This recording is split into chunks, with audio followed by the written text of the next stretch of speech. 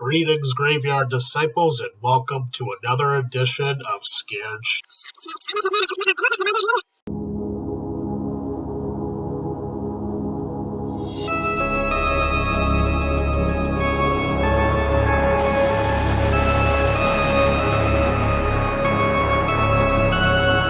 We're not saying you have to leave, we're just saying you need to behave.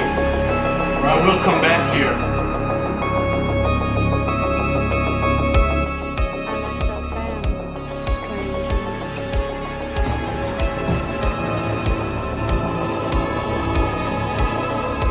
Greetings, Graveyard Disciples, and welcome to another edition of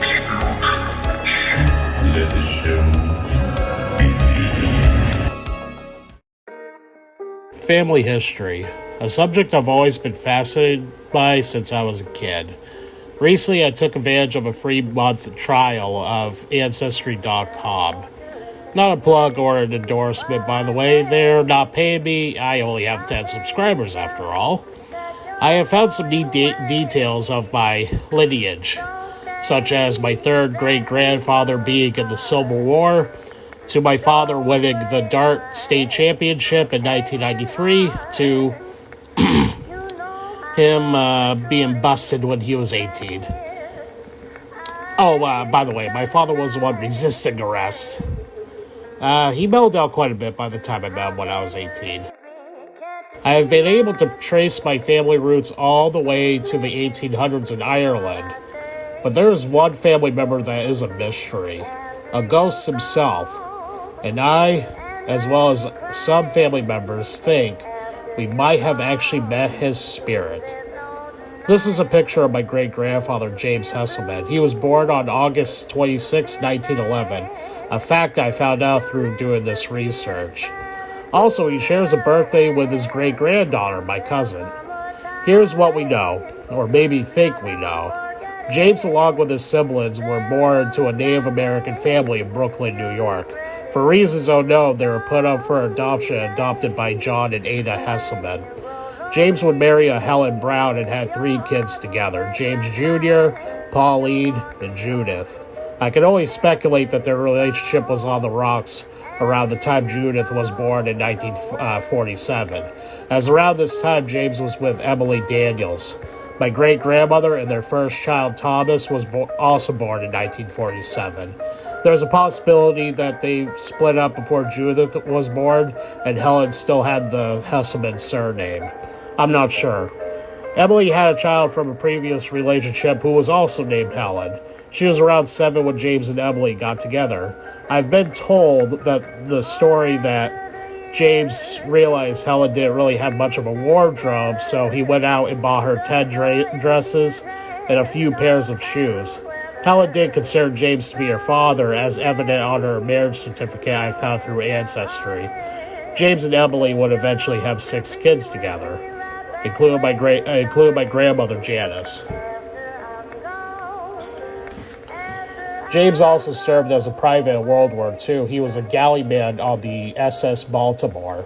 He would be discharged after suffering an injury. Interestingly, on his enlistment papers, it does list him as white, but also it says includes Mexican. I spoke to a friend of mine who works with the Cherokee Nation, and she said that this could have been his or the military's way of protecting him, as being Native was considered worse than being black in those days. In other words, there was no indigenous celebratory holidays back in the 1940s, which could also explain that every census I found on James, he was also listed as white. This could have also been to protect his kids as well from, racism and stuff like that. When I was younger, I was into family history and would ask my grandmother about her father. She did confirm he was Cherokee and was taken from his family, but other than that, she didn't know much about him either, despite knowing him for 14 years. My grandmother wasn't really into talking about her past. All she said of her father was he was a nice guy, but that's all she would say. James would eventually die of cancer on December 10th, 1962 in Middletown, Connecticut, seemingly taking his past with him to the grave. However, because I hate stories that ended on a cliffhanger, I'm going to keep trying to find more information on him even after this video is posted on YouTube. But you're here because of my teaser from last week when I said some of us have met him decades after his death. Let's go to the paranormal side of my great-grandfather's story. I remember being a small child. It was probably my earliest memory, so let's say 4 to maybe 6 years old, give or take a year. I would spend quite a bit of time at my Aunt Helen's house in Old Saybrook, Connecticut. I remember these get-togethers well and fondly, considering a lot of these great people are no longer with us, so you tend to hold on to these memories more to the heart to keep them alive, so to speak. I remember my aunt had a kitchen in the small living room on the other side. I'd been in there watching TV, but watching my family laugh, drink, and play cards. And by drinking, I mean, not soda.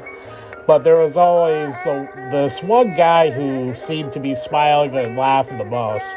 He was a darker-skinned gentleman with black hair, and I remember vividly that he would just sit there, listening and enjoying the antics of my family. But he would not be eating, he would not be drinking, he was not playing cards. His side of the table was always empty, but I could see him sitting there. Another strange thing was nobody would reply to him when he said something. Eventually everyone would leave, but I don't remember him leaving. He was just gone. I always found it strange that out of everyone at the table, I remember the details of him the most. Right down to the clothes he was wearing, and Graveyard Disciples, I have a horrible memory. Later in life, I would ask family members who were there, who was the darker-skinned guy with black hair that was always smiling and having a great time. My grandmother would speculate it was my grandfather Richard, who was tanned and also had black hair, but I would say quietly, hoping he wouldn't hear me, "Nana, this guy was skinny, though." She would then think it was a brother of hers, but he's an estranged brother who would definitely not be invited to any of these family gatherings because, well, he was the estranged one that no one really talked about. I would see a picture of this estranged uncle and go, no, that's not him. Years later, I would see pictures of James and always had this feeling of, I know this guy.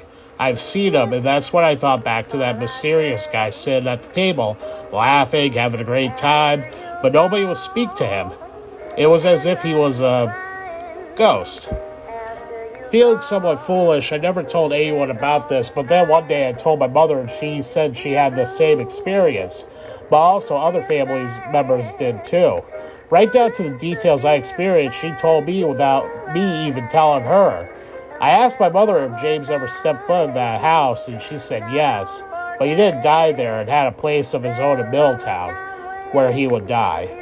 Now, before the skeptics in the crowd roll their eyes very hard, I'm sure, I do understand that kids have overactive imaginations, and there's a possibility that I saw a picture of him when I was, at that age, when I thought I saw him and just forgot about seeing the picture. But also, there could be a possibility that there was someone there my family is forgetting.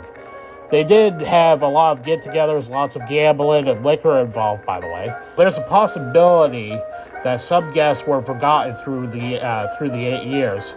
As a self-proclaimed half-assed skeptic, trademark but not really, I am sure there is a logical explanation for this that I will probably never know because the ones who may know are no longer here. However, the part of me that does want to believe in the paranormal does hope that maybe he does visit with family and meets his great-grandkids and their kids and so forth. If that's the case, I have two family mysteries. One, finding out the history of my great-grandfather, and two, was it his ghost my family and I have seen? Maybe I will, or maybe some family mysteries are not meant to be dug up.